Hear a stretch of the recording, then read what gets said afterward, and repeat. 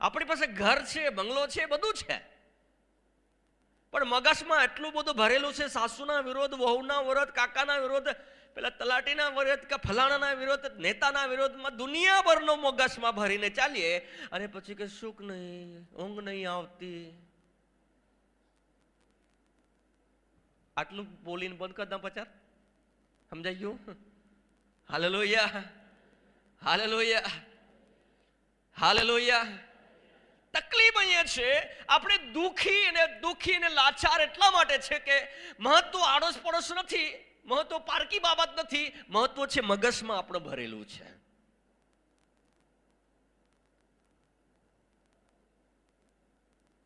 ધાવણા બાળકને જોયા છે કે થોડે ચાલતા થાય 5-6 વર્ષના, કોઈ ટેન્શન હોય? હે? અરે એવું જીવન જીવે છે, કોઈ ટેન્શન નથી. હું ગયા દિવસ એક જગ્યા પર મીટિંગ કરવા ગયો. હાલેલુયા. તો એક લગભગ 10-12 વર્ષનું છોકરું મેં જોયું, અન્ય ભાષામાં પ્રાર્થના કરે, અદ્ભુત ગીતો બી ગાય. મેં કીધું અદ્ભુત છે. Hallelujah, hallelujah. સુકૂન, એક શાંતિ. આપણે દુઃખી એટલા માટે નથી કે આપણા પડોશીઓ ખરાબ છે. આપણે દુઃખી એટલા માટે નથી કે આપણે ગરીબ છે. આપણે દુઃખી એટલા માટે છે કે જે બી આંખોના સામે વિરોધ આવે છે, કઈ બી બાબત સમસ્યા આવે છે, તે બધી ગાંઠો વાળીને નફરતની, બદલાની ભાવનામાં આપણે જીવીએ છીએ. બધું મગજમાં ભરી રાખવાના લીધે આપણે દુઃખી છે.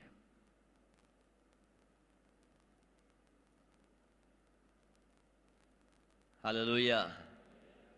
યાદ પછી એની પાસે બંગલો છે ને મારી પાસે છાપરી છે, એટલે મારે બારાબારી નહીં કરાય. વગર કાની દુઃખી.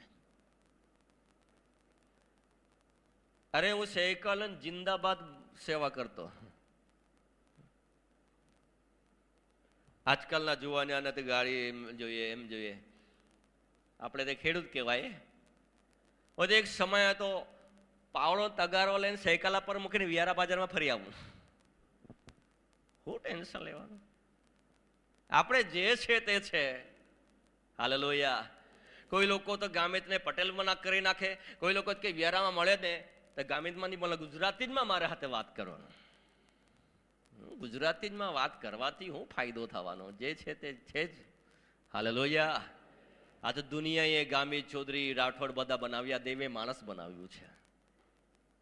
પટેલના કાન અહીં આવે હે એટલે તે મોટો કહેવાય. હાલેલુયા. કઈ ફેરબદલ કર્યો છે દેવે? ફેરબદલ છે કોઈના? જોજો, મુસલમાનનું ફેરબદલ છે, આદિવાસીનું ફેરબદલ છે, ઉજળાટ લોકોનું ફેરબદલ છે. બધાના નાક સેમ, કાન સેમ. આ બધું મગજમાં છે, ઉચ્ચ અને નીચ. હાલેલુયા. ઉચ્ચ નીચ હરેક બાબતો આ મગજની બહેમ છે, કોઈ ફરક નથી. Hallelujah, hallelujah. પરમેશ્વરનું વચન કહે છે કે આ છે આપણા જીવનમાં સંકટ છે, પણ દેવ કહે છે જગતમાં સંકટ છે પણ મેં જગતને જીત્યું છે. શા માટે દેવે જગતને જીત્યું? કેમ કે તે મગજમાં ભરી નહીં રાખતો હતો, તે માફી આપતો હતો. આપણે દુઃખી એટલા માટે છે કે આપણે એકબીજાને માફી નથી આપતા, બધો ટોપલો મગજમાં ભરીને જીવીએ છીએ, એટલે રખડતા રહીએ છીએ. સપના બી દેખાય, ખોટા ખોટા દેખાય. સબક શિક્ષક કેટલો બુદ્ધિશાળી છે ને, એને લખ્યું આખો દિવસ માણસ જે કલ્પના કરે ને જે વિચારે તે રાત્રે સપનામાં દેખાય. એમાં કોઈ મોટી વાત નથી. હાલેલુયા.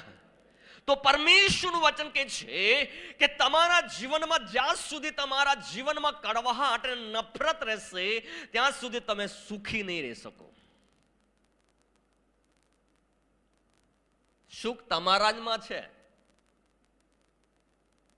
શાંતિ તમારા જમાં છે, પણ વગર કામની બધી બાબતો મગજમાં આપણે ભરી રાખી છે એટલે